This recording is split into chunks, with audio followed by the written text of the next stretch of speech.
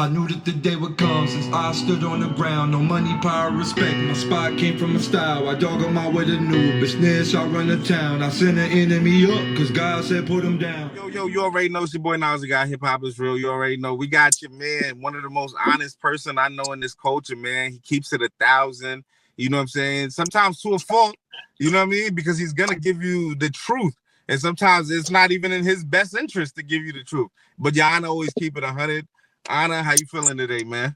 I'm so blessed, man. I be juggling that 100 versus being right all the time. I try to keep it 100, but if 100 means potentially disrespecting somebody, then I can't keep it all the way. You got to keep it 80. So you just got to keep flirting with that line because it's hard to keep it all the way 100. Let's be real. It's impossible to do that. But I be trying, man. I appreciate that, though. Are you like that in your real life, Anna, where you just... most certainly. Even at home with your friends, your family? Yeah, I'm an acquired taste. My friends, you had to know me for a long time. I'm an acquired taste. I'm not universally cool. I don't, and that was one of my plagues in battle rap, as I spoke about on the podcast not too long ago. I was just saying that one of my biggest regrets is I wish I was a little more universally cool and liked and friendly first, and how I envision Twerk is.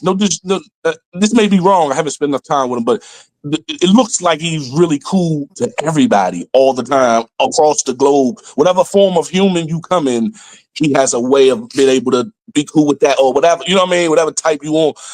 I ain't never know. I can't. I never could do that. I need niggas who look like the niggas who raised me. Or you know what I'm saying? I need niggas who sound like the type shit I would have said.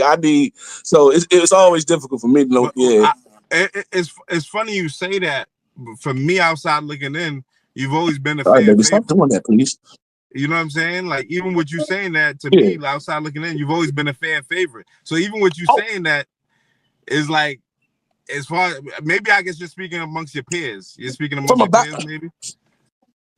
Right, yeah, I'm speaking amongst the battlers. Okay. Right, I'm speaking amongst. It's easy to do it with the fans because you kind of know the hierarchy. I'm above you, and it's like, and we treat it that way, and it's clear. When it's clear that way, it's cool.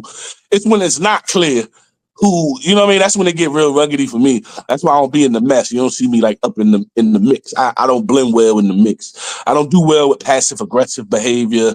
I don't do well with just all of the quirks that come with being in the mix with niggas in the mix. I just don't fit. It never ended well for me. Playing politics or the political side of the industry? That's easier in small doses. Like a battle every 3 months at the event where I battled at. Oh, good. It was so good to see all them niggas. Last event I went to, I was so good to see Ace. I ain't seen Ace in so long. It was so good, but that's it. It was so good to see Foots that I'll probably see Foots again, but you know what I'm saying? It's so good to see everybody. But then that's just it. And in that small dose, I can contain myself. But if it gets too long and too wild, I'm gonna become a liability a little bit. It's hard to explain, but it's not. But I know you're working on your podcast. What's that been like for you? Oh, we just been fucking around. It's called the Fake Ass Podcast because that's what it is. It's just an excuse to talk and say shit and just join the fun. I have no interest in being anything of the next big podcast or monetize or anything of growth. We just a bunch of niggas chatting. It ain't nothing like, you know what I'm saying? Literally what everybody else doing except no profit or nothing. What's your thoughts right now on, like, I guess where the game is at now, man? I feel like last time we spoke, our conversation was like, is battle rap dead? Things that's going, and then guys making on, the battlers creating their own leagues and bossing up, and just new leagues coming in and things like that. Are you still a fan? Are you still watching, or are you kind of like all the way still like I'm not really tuned in? I see my clips when I see them through the various social sites I be on, mostly just Facebook. But I see my little clips, and I see people still doing their thing. I get a little quick update with other guys' statuses, and certain podcasts keep me in the loop. But again, no, I don't believe there's anything artistic in music in this world today that'll do anything for me. My time forward is gone. What will get me off no longer happens anymore. I'm forced to re-listen to nostalgic time bases of my own time. There's nothing anyone could do nowadays that could do anything for me in rap, in battle rap or rap. Everything comes with R&B and pop for sure. Yeah, they get me every day. But as far as my hip hop, where it's tied at and what it's tied to, I believe it expired. It's over. It was a good run. I'm 32. Had a fun. Met a lot. You know what I mean? Seen got a long, lengthy playlist of niggas that I fuck with, and I can play. And I got more than enough music for a lifetime. But there's nothing that nobody else after 1999. I was born in the 2000s could do for me, bro. And I gave them all their fair shot. Young Boy. I didn't give Lil Baby a fair shot. It wasn't fair, but that's not the point. I know Young Boy. I'm a butcher it. You know, PTSD, trauma, all them niggas, they all the same shit. Yeah. I definitely was giving them niggas a fair shot. And I just said, oh, okay, this is what you are, how you are. You will never interpret this as anything worth listening to, enjoyable on any level. I'm sorry. You know what I mean? It's like some things your a grandfather lot won't of be able to like, right? To you. Everything is whack to your ears. Unfortunately, man, you know, I grew, I mean, if there is a golden era in hip hop, it has to be my time. Right. It has to be 92 to 2002. Oh, I mean, 90, my bad, 92 to 90. Baby, honest. Baby, go play, please. Stop climbing, okay? It's just dangerous. I don't think, my bad, I don't think 1992 to what? 92 to probably 99. Maybe 98, and I'm not grouping in a minute because it's really 92, 93. The last we'll go is 93. After that, it's a whole new wave of niggas, right? But like my era of real spitters, right? My niggas is Royce the 5'9". My top 10 of all time in order. Royce the 5'9", the GOAT beyond anything ever measurable. The greatest writer and reciter of all time is Royce the 5'9". Next is Wayne, M, 50, Meek, Kid, Beans, Don Trip, B.O.B., Big Sean. My 10 is spitters, bro. I'm talking about they don't take breaths for real. When I say spitters, we all, you know, the spitting could be interpreted a different way. So here's mine. Spitters mean it accustoms a rapid pace. It's a lot of information being given in short, minute times, and it's filling, and it's so much, and it's overdrive. And just that upbringing in years of that level of rhyming is the same level I possess now. I don't take a breath until the first 17 seconds in. It's my first break in breath in the work, in the song. You know what I'm saying? I'm from that. And you push that to 18 and 19 seconds, 20. I got 20-second increments, not breathing once, all words, all, you know what I'm saying? I'm from that, bro. Right. There's nothing these niggas, and I've warped my brain to only process it that way. I don't know what the fucking scientific would be, bro, but it'll be something like some type of overdrive, overload. You know when you fry that circuit. I fried it, bro. I fried that circuit of lyricism that these niggas could never do. They could never. And I like Offset, Take Off. I let them niggas be tight. They could never. They don't. It's nothing. You know. It's no slight to them. What the fuck are they supposed to do? Yeah. Be Nas, how the hell you gonna do that? What do you? It's a losing game. So that's why there's no need to play. Just, you know what I'm saying. My niggas is real live spitters. I'm talking. I'm 330, no chorus, just going, just go. And I'm talking from that. You know what I'm saying. So of course some Hot 95. Rum shit won't do nothing for me, bro. You know what the fuck is gonna do for me? It's too many breath. He took 9 breaths before the first bar and shit. I lost interest. My ADHD went somewhere else. I'm sorry. I fried my circuits, right? You still listening to Black Thought and shit like that? And that's one of my favorites. You know what I mean? Nah, Thought go crazy. You know he go crazy. You feel me? Like still now, like in 2025, he'll give you like one of the hardest verses. You know what I mean? It's about speed for me. So spitters, it's about speed. I just need I need to receive a bunch of information in a short period of time, over time, at a decent volume. Of course, creatively, flow, of course, all that rhyming words. The better, the more elite, the better. You know the stuff. But for me, it's pace. I'm not here for intro. You don't have to be the wittiest nigga in the world, but you do have to give me multiple words, often, a lot of words. You know what I'm saying? Definitely. What do you think about the diss song era that we in right now? Like, you know, last year, of course, Kendrick and Drake had the biggest battle, I guess you could say, in hip hop history. You know what I'm saying? I don't know if you agree with that, but a lot of people are saying that. You know what I'm saying? Social media has inflated everything, and because we know everything, it makes it bigger. It's because everybody knows everything at the same time. On this level, though, are these two artists, mega artists, going back and forth within a short time that they threw that many songs? I don't think we've ever seen nothing like that in our history. of the golden era and everything. Maybe have you like information wasn't coming this fast either, so.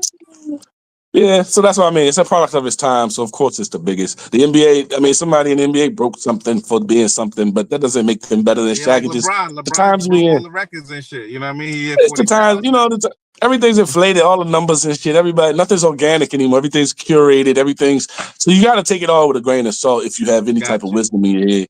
You know what I mean? But sure, it was I will give you that. It was everywhere.